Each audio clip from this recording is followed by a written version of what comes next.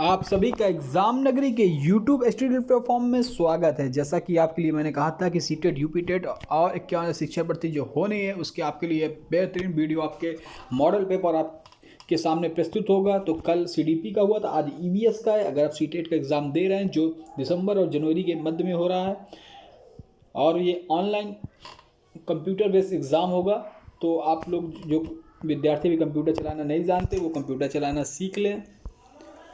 ठीक है, पिछली बार आपने एग्ज़ाम दिया ही होगा तो आपको कुछ ना कुछ आपने सीखा ही होगा। चलिए स्टार्ट करते हैं पहला क्वेश्चन।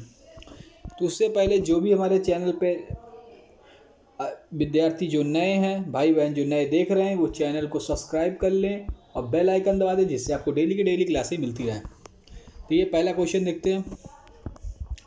निम्नलिखित भारतीय राज्यों में किस राज्य की कोई समुद्री सीमा नहीं है? ये सब क्वेश्चन रिपीटेड हुए आए हुए और आने की इनकी संभावना है। तो देखिए किस राज्य की सीमा नहीं है, देखिए व्याख्या सहित क्वेश्चन है। तो राजस्थान को छोड़कर अन्य सभी राज्यों की अपनी समुद्री सीमा नहीं है। तो राजस्थान की समुद्री सीमा नहीं है, गुजरात की समुद्री सीमा है। आप जानते हैं गोवा में भी समुद्र है, महाराष्ट्र में भी समुद्र है। तो सभी समुद्री सीमा है राजस्थान छोड़कर।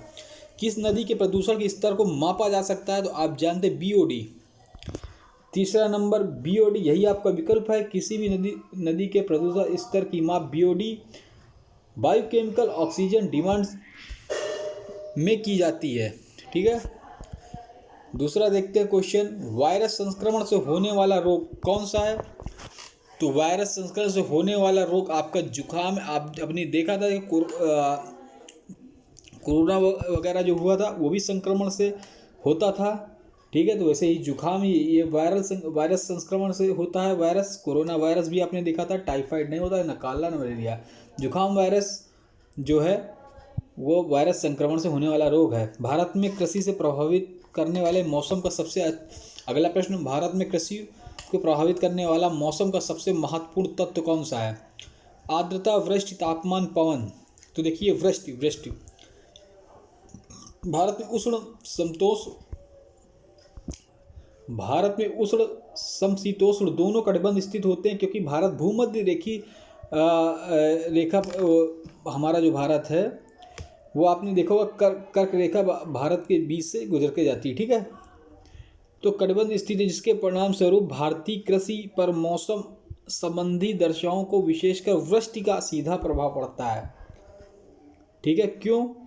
कि हमारे यहाँ मौसम परिवर्तन बढ़िया होते हैं, अच्छी बारिश होती है। ठीक है, क्योंकि हमारे यहाँ जो है उष्ण तथा समशीतोष्ण कटिबंध दोनों कटिबंध स्थित है, इसलिए चौथा आंसर हमारे लिए उपयुक्त होगा। वायुमंडल की सबसे ठंडी परत कौन सी होती है? तो भैया वायुमंडल की जो सबसे ठंडी परत होती है वो आपको कमेंट बॉक्स में बताना है। तापमंडल, मध्यमंडल, आयनमंडल, क्षोभ मंडल। ठीक है, तो ये आपको कमेंट बॉक्स में कमेंट बताना है कौन सा है। तो देखिए बताते हैं हम आपको। जो हमारा व्याख्या सहित देख लेते हैं। तो जो हमारा ये है, चलिए इसमें पहले आंसर बता देते हैं। मध्यमंडल, ठीक है, इसकी व्याख्या देखते हैं। पृथ्वी के तल के ऊपर ओर जाने वाले से पहले तापमान घटता है। पृथ्वी के तल से ऊपर की ओर जाने से पहले तापमान घटता है, फिर बढ़ता है और फिर घटता है, और मध्यमंडल के बाद बढ़ना शुरू हो जाता है। इसलिए जो मध्यमंडल की मध्य सीमा का तापमान गिरकर -100 सेंटीग्रेड पहुंच जाता है। निम्नलिखित में से कौन सी गैस ग्रीन हाउस गैस नहीं है? Sulphur dioxide, oxygen, argon, methane. तो ग्रीन हाउस गैस आप जानते हैं एक ग्रीन हाउस गैस है, निम्नलिखित में नहीं है पूछा है। तो मीथेन आपकी ग्रीन हाउस गैस है और ये तीनों नहीं है। ठीक है, चलिए कार्बन डाइऑक्साइड, क्लोरोफ्लोरोकार्बन आदि अन्य ग्रीन हाउस गैसें हैं मीथेन के अलावा। भारत में टाइगर प्रोजेक्ट की शुरुआत कब की हुई थी? तो आप बता सकते हैं टाइगर प्रोजेक्ट की शुरुआत 1973 पे हुई थी और हाथी प्रोजेक्ट की शुरुआत 1992 में हुई थी।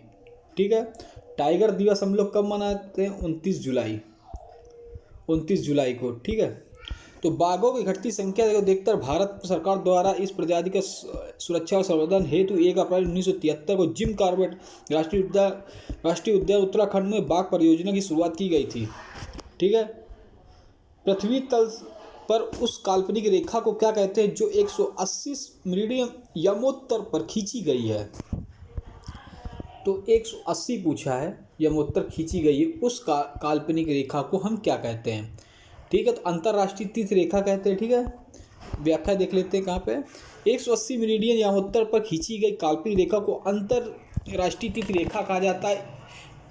इसे पार करने पर एक दिन बढ़ जाता है, पूर्व से पश्चिम की ओर जाने पर घट जाता है।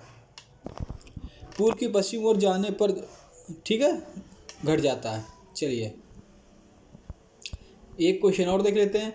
निम्नलिखित में से किस राज्य में गोल्फ ऑफ मन्नार मैरिन राष्ट्रीय पार्क स्थित है। तो आपको आंसर देना है गुजरात, तमिलनाडु, अंडमान द्वीप या पश्चिम बंगाल। आपको आंसर देना है। ठीक है, तो मन्नार पूछा गया है, गल्फ मन्नार, तो ये तमिलनाडु पे है। गल्फ ऑफ मन्नार मैरिन राष्ट्रीय पार्क तमिलनाडु में स्थित है। आखिरी क्वेश्चन देखते हैं आज का। जनगणना 2000 के अनुसार भारत की लिंग अनुपात कितना था। तो आपको पता है कि हमारे भारत का लिंग अनुपात 940/1000। 940 जो हैं स्त्रियां, उस पर 1000 ये पुरुष हैं। ठीक है, चलिए कल यहाँ से फिर स्टार्ट एक नई श्रृंखला करेंगे। ठीक है, 10 क्वेश्चन हो गए, कल 131 स्टार्ट करेंगे। अगर चैनल पर नए हैं तो चैनल को लाइक करें, सब्सक्राइब करें।